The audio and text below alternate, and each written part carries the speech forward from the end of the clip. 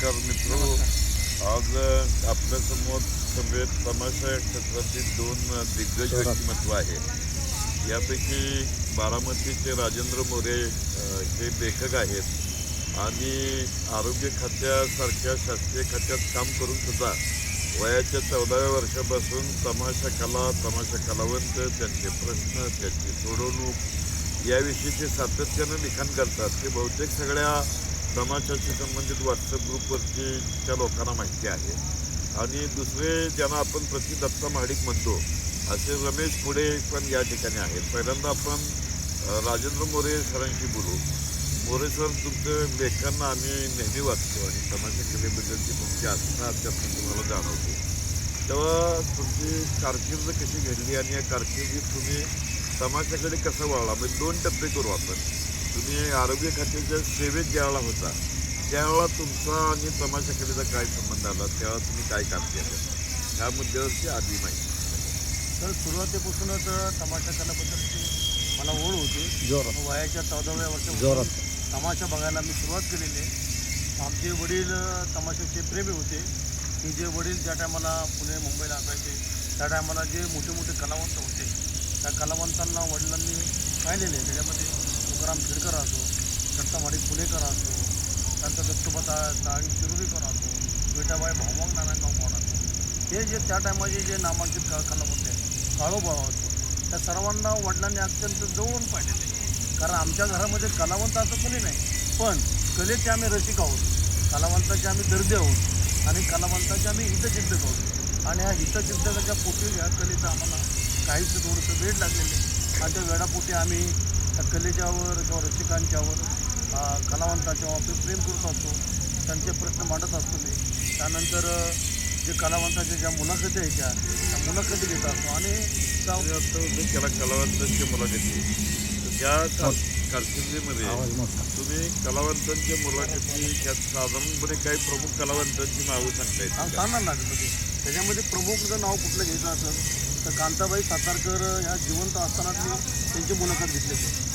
त्यानंतर पुरणकर बुवा, त्यानंतर दत्ता नेटके, त्यानंतर रजवीर खेडकर, मंगला बनसोडे, त्यानंतर रोहित नारायणगावकर, संजय महाडिक पुणेकर, त्यानंतर संगीता महाडिक पुणेकर, त्यानंतर वसंत चव्हाण कोर्टीकर, रेखा चव्हाण कोर्टीकर, सिद्धार्थ सोनवणे, त्यानंतर तुमचे आपले पेटकर, अशोक पेटकर, आवळे मास्तर, त्यानंतर भीमाप्पा सांगवीकर, त्यानंतर तुमचे हे भोसले आपले माऊली उमरजकर. त्या अनेक जे कलावंताचे जे त्यांनी जे आयुष्यावरती कला टाकलेले त्यांचं सगळा अभ्यास करून किंवा त्यांच्या मुलाखती घेऊन मी असे कलावंतमध्ये मी मांडायचा प्रयत्न केलेले. अशी कलावंत हे काही सदर लिहिलं होतं? सदर होतं, नाव होतं त्याचं. त्याचं काय पुस्तक वगैरे नाही? त्याचं पुस्तक आता माझं काढायचं आदरणीय डॉक्टर पार्लेकर सर म्हणतात ते तुमच्या सगळ्या मुलाखती एकत्र करा आणि आपण तमाशा रत्न नावाचं पुस्तक तयार करू. तर त्याच्यामध्ये काय आता आमचे एक मित्र रमेश पुढे त्यांची एक मुलाखत घेतल्यानंतर मी ते पुस्तक आदरणीय पापा यांना पार्लेकर सरांना पाठवणार आहे आणि ते बघतील त्यातले कुठले लेख घ्यायचे कुठले नाही त्या करायचे. पण जर हे असे किती लेख तयार झाले? असे 50च्या पुढे लेख तयार झालेले. एका लेखात किती शब्द मर्यादा होती आठवत येतात? एक किमान 2 पानं समजायची, 2 पानं छोटा करा, 200 शब्द, 200 शब्दापर्यंत 2 शब्दापर्यंत मांडले. आता रमेशजी मगाशी अनौपचारिकरित्या तुम्ही बोलताना असं म्हटलं की मोरे सर हे सेवेत असताना सुद्धा तमाशा कलावंतांच्यावरती प्रेम करायचे. नाही. तुम्ही सांगा हे कशा स्वरूपाचं प्रेम होतं मोरे सरांचं तमाशा कलेवर? मोरे सरांचं म्हणजे कलेवरतीचं प्रेम आहेच. कलेवरती प्रेम असल्यामुळे कलाकारांवर प्रेम राहणं हे साहजिकच आहे. पण माझ्या अनुभवातून मी लहान होतो तेव्हापासून मी मोरे सरांना पाहतो. त्या टायमाला ते आरोग्य खात्यामध्ये होते. तमाशा पाहायला आले का ते आमच्या गाठी बिठी घ्यायचे.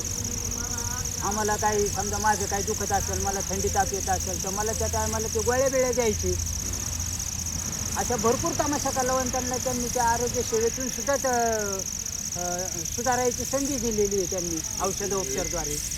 सर अशा प्रकारचे कला रसिक आहेत असं आपल्याला म्हणता येईल. तुमचं सर लेखांचं पुस्तक आहे ते संपतराव पार्लेकर हे समाजाचे आपले चांगले अभ्यासक आहेत, चांगले समीक्षक आहेत आणि त्यामुळे तुमचं पुस्तक लवकरच आकारला येईल आमची अशी अपेक्षा आहे की पुढच्या वर्षी आपला बेल्ल्याचा जो तमाशा मस्त होईल त्यात आपलं ते पुस्तक यावं. नाही तुम्ही सहकार्य केलं त्यानंतर आदरणीय पापाबाईंनी चांगलं सहकार्य केलं आणि पार्लेकर सरांनी जगतापालने सहकार्य केलं.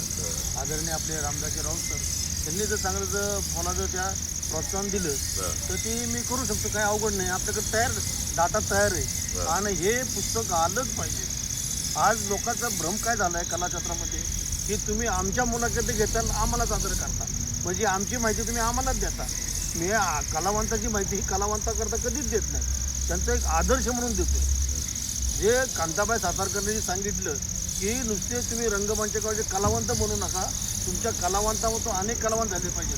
कुणी तुंतणेवाला झाला पाहिजे, कुणी टाळा वाजवणार झालं पाहिजे, कुणी ढोलकी वाजवणार झालं पाहिजे, कुणी पेटी वाजवणार झाला पाहिजे, कुणी गायिका झालं पाहिजे, कुणी नृत्य झालं पाहिजे, कुणी अभिनय शिकला पाहिजे. हे कांताबाईजी म्हणले की ह्याची गरज आहे आज खरं. आणि हे गरज आपण कलावंतासमोर मांडतोय, फडमालकासमोर मांडतो, रसिकांसमोर मांडतो, वाटिकांपर्यंत आपण जायचा प्रयत्न करतोय. तुम्ही आता इतकी वर्ष तमाशा कलेचे हितचिंतक म्हणून कला आणि कलावंतांच्या बद्दल लिहित आहे, तर दोन मुद्द्याबद्दल मला तुम्हाला विचारायचं आहे की तुम्ही आता लहानपणापासून तमाशा बघताय आणि आज 2026 येईल 4 दिवसात, बरोबर 2026चे पण तमाशे सगळे बघताय.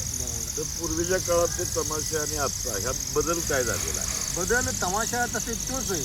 तमाशाच्या ज्या नावामध्ये किंवा ह्याच्यामध्ये काय बदल झालेला नाही, पण तमाशामध्ये जी गाणी पूर्वी कमी होती त्या गाण्याचं प्रमाण आज वाढले आणि गाण्याचं प्रमाण वाढलं आणि टाईम लिमिटेड आहे. 3 तासाचे कार्यक्रम, 4 तासाचे कार्यक्रम आलेले. पूर्वी 7 तासाचे कार्यक्रम असायचे. ते गाऊन त्या कार्यक्रमामध्ये काय गणगाऊन आटोपती घ्यावं लागते. एखादा सांदा घेतलं की डायरेक्ट गाणे चालू करावं लागतात.